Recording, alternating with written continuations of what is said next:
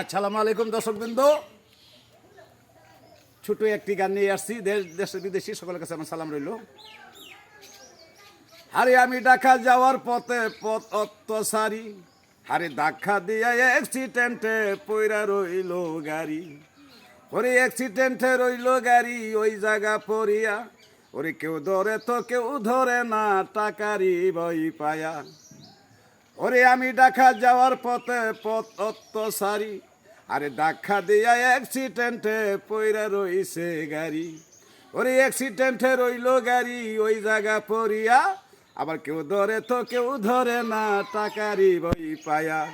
কেউ বা ধরে হাসপাতালে ভর্তি করলো তারে, ওরে কেউ আসিয়া অবহেলা করে গেল তারে।